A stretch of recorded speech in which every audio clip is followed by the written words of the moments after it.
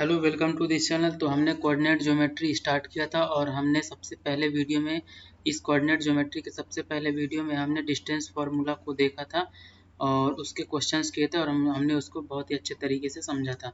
तो आज हम पढ़ने वाले हैं सेक्शन फार्मूला।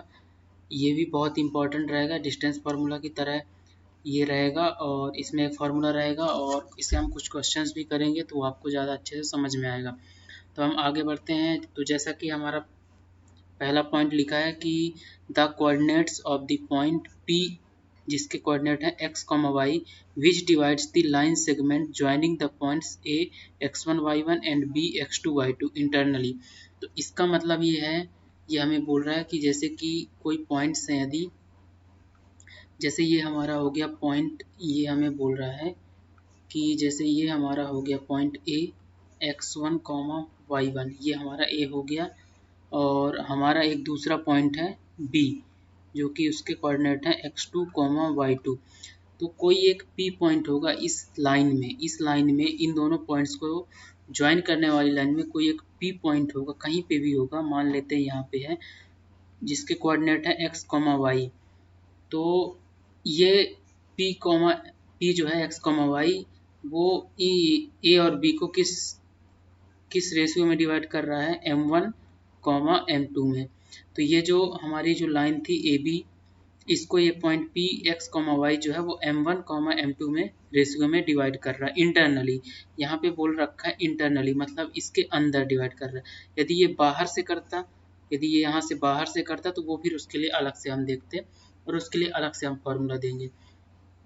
तो ये इंटरनली इसको क्या कर रहा है, m1, m2 में डिवाइड कर रहा है। तो इसका जो कोऑर्डिनेट होंगे, P के जो कोऑर्डिनेट होंगे वो क्या होंगे, ये जो x की वैल्यू है, यहाँ पे हमारी x की वैल्यू होती है, जो फॉर्मूला होता है वो होता है m1 x2 plus m2 x1 upon में m1 प्लस m2।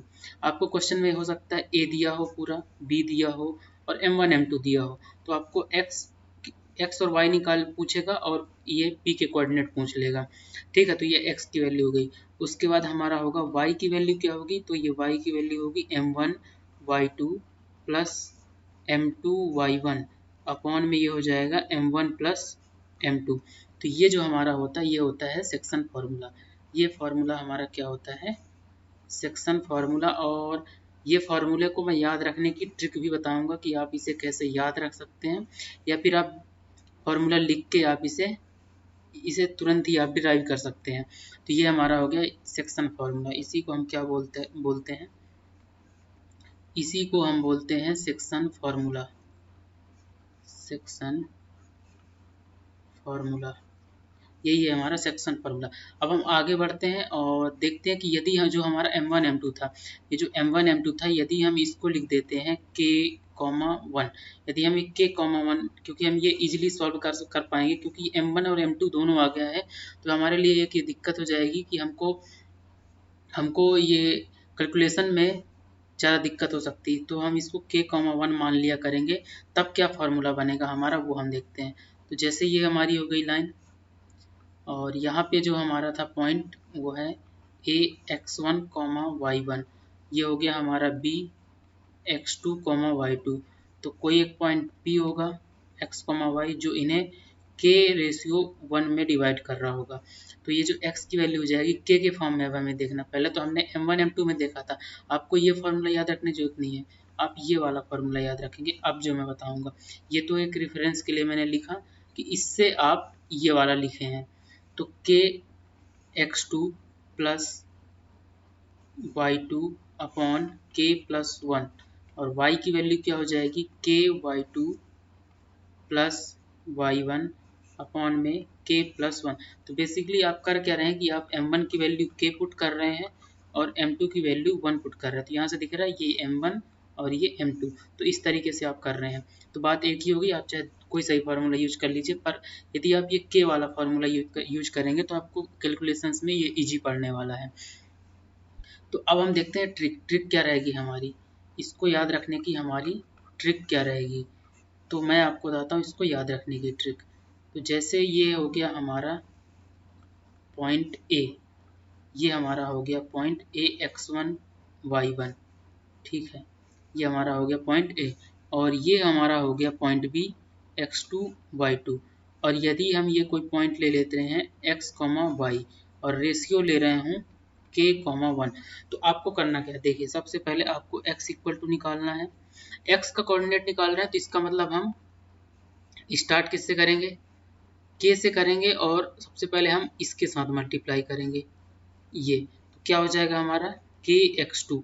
अब इसका तो x के साथ हो गया, अब इस 1 का मल्टीप्लाई करेंगे किसके साथ, इस y के साथ, क्योंकि ये इसको हम मान के चल रहे हैं एक तरह से x, इसको हम मान रहे हैं y, पर ये है नहीं, पर हम मान रहे हैं। इसका मल्टीप्लिकेशन हमने इस x के साथ किया, इसका मल्टीप्लिकेशन हमने y के साथ किया, तो एक हो गया।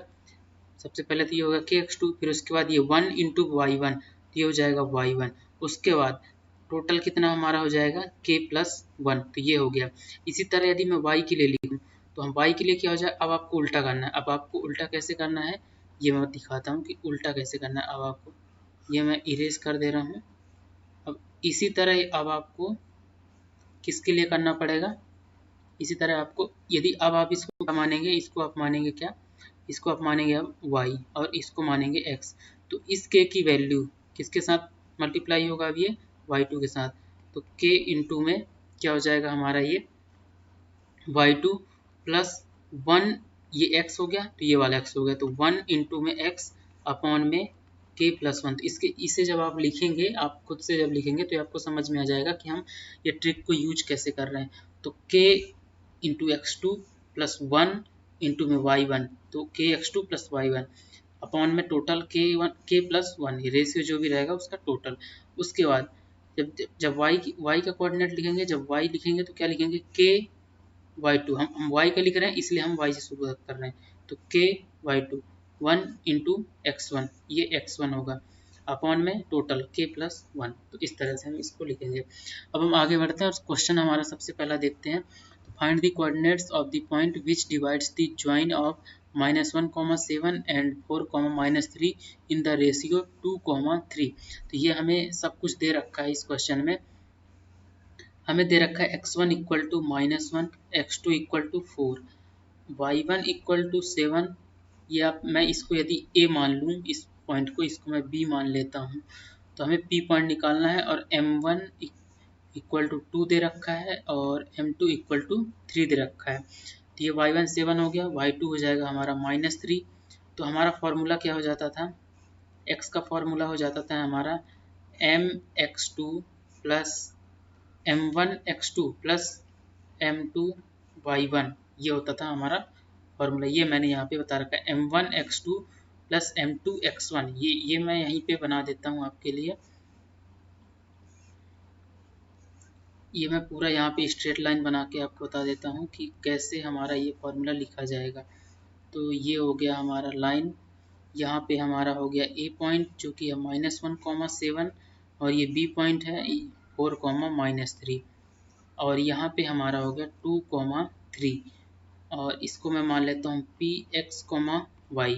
ये है अपना m2, ये है अपना m1, और ये हो गया m2। तो कैसे लिखेंगे, m1x2 प्लस, ये यदि मैं इसको यहाँ पे लिख दूँ x2, y2, इसको लिख देता हूँ x1, y1, इस तरह से। तो ये हो जाएगा m1x2 प्लस m2x1 अपॉन में m1 प्लस m2, और y हमारा क्या हो जाएगा, y हो जाता है हमारा m1 y2 plus m2 y1 upon में m1 प्लस m2। तो ये आप वैल्यूज पुट करेंगे जब, तो हमें क्या मिलेगा आंसर, हमें मिलेगा m1 है हमारा कि x इक्वल टू m1 हमारा 2 इंटू में x2 है हमारा, यहाँ से आप देख रहे हैं 4 है, यहाँ से आपको मिल रहा है 4, और प्लस फिर है m2 है हमारा 3, x1 है हमारा -1 डिवाइड में m1 प्लस m2, तो 2 प्लस 3 ये हो जाएगा 5। तो यहाँ से आ गया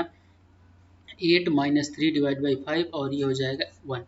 इसी तरह जब y निकालेंगे तो क्या हो जाएगा हमारा, y हो जाएगा m1 y2। तो आप देख रहे हैं कि m1 कितना है हमारा 2, m1 y2 है हमारा -3 प्लस m2 कितना है हमारा 3 है, और y1 कितना है 7, और नीचे हो जाएगा ये 2 प्लस 3 मतलब ये 5 हो जाएगा। यहाँ से -6 + 21 डिवाइड बाई 5, तो ये हो जाएगा 15/5 और ये हो जाएगा 3। तो हमारा जो P पॉइंट है वो क्या मिल जाएगा हमारा 1,3। तो ये हमारा हो गया आंसर, ये हमारा हो जाएगा आंसर। मतलब कोई एक ऐसा पॉइंट है P 1,3 जो इस लाइन A और B को ज्वाइन करने वाली लाइन है उसको 2,3 में डिवाइड कर रहा है। तो अब हम आगे बढ़ते हैं अपना नेक्स्ट क्वेश्चन। इसमें आपको के वाले फॉर्मूले का यूज करना पड़ेगा क्योंकि इसमें रेशियो पूछ रहा है। तो रेशियो आपको M1 M2 में आप बता सकते हैं, पर वो आपके लिए कैलकुलेशन में थोड़ा सा टफ पड़ेगा। तो इसमें लिखा find the ratio in which the line segment joining the points -3, 10 and 6, -8 is divided by -1, 6। तो इसमें आपको दे रखा है, क्या क्या दे रखा है इसमें, ये हम देख लेते हैं। इसमें आपको दे रखा है पॉइंट ए दे रखा है जो कि है -3, 10। पॉइंट बी दे रखा है 6, -8। अब यहाँ पे आपको दे रखा है पॉइंट पी 1, 6। ये ए, ये बी और ये पी दे रखा है। हमको निकालना है कि रेशियो, तो हम मान लेते हैं k, 1। तो यहाँ पे हम लिखेंगे लेट्स टेक, ये हम यहाँ पे मान लेते हैं let us take ratio is k ratio 1 है। ये हमने मान लिया कि रेशियो जो है वो k, 1 है। तो अब आप कैसा लिखेंगे, अब आप x कैसा लिखेंगे, यहाँ पे जो x होता था और ये y होता था, मैंने आपको फॉर्मूला बताया था। जो p पॉइंट होगा वो हम कैसे लिखेंगे, k इंटू में 6। तो 6 के 1 इंटू में क्या, 1 इंटू में यहाँ पे हो जाएगा -3 प्लस 1 इंटू में -3 अपॉन में टोटल मैंने बताया था तो k + 1। उसके बाद k इंटू में -8, अब y वाले के साथ k इंटू में -8 प्लस 1 इंटू में 10, तो ये हो जाएगा 10 अपॉन में k + 1। तो यहाँ पे आप कोई सा भी यूज कर लें, मैं क्या बोल रहा हूँ, यहाँ पे आप -1 इक्वल टू में ये यूज कर लें या फिर 6 इक्वल टू में ये वाला यूज कर सकते हैं। उल्टा नहीं करना है क्योंकि ये x का कोऑर्डिनेट है, ये y का, और यहाँ पे ये x का है और ये वाला y का है। तो मैं यदि x वाले यूज कर रहा हूँ तो हमें यहाँ से क्या मिलेगा, -1 इक्वल टू में 6k और ये -3 डिवाइड में k + 1। तो यहाँ से हमें मिलेगा -k -1 इक्वल टू 6k -3। तो ये हमारा हो जाएगा, जब 6k इधर लाएंगे तो ये हो जाएगा -7k और यहाँ से हमारा हो जाएगा ये -2। तो k की वैल्यू आ गई 2/7। तो हमने रेशियो क्या माना था, हमने रेशियो माना था k रेशियो 1, इसका मतलब k डिवाइड बाई 1। तो k की वैल्यू हमारी आ गई 2/7 और ये 1 तो 7 से मल्टीप्लाई होके 7 ही रहेगा। तो हमारा जो रेशियो है वो क्या आ गया 2/7। तो ये हमारा हो जाएगा आंसर। मतलब कि ये जो हमारा ए और बी थे, इनको ज्वाइन करने वाली जो लाइन थी, इनको ज्वाइन करने वाली लाइन को P -1, 6 जो था वो 2/7 में डिवाइड कर रहा था। तो ये हो गया हमारा आंसर। तो यदि आपको कोई भी डाउट है इस लेक्चर में या फिर आपको किसी भी क्वेश्चन में कोई भी डाउट है तो आप हमारे टेलीग्राम चैनल को ज्वाइन कर सकते हैं जिसकी लिंक डिस्क्रिप्शन में दी हुई है। यदि आपको ये वीडियो पसंद आए तो चैनल को सब्सक्राइब करें, लाइक करें और लोगों तक शेयर करें। Thank you for watching this video. Keep learning.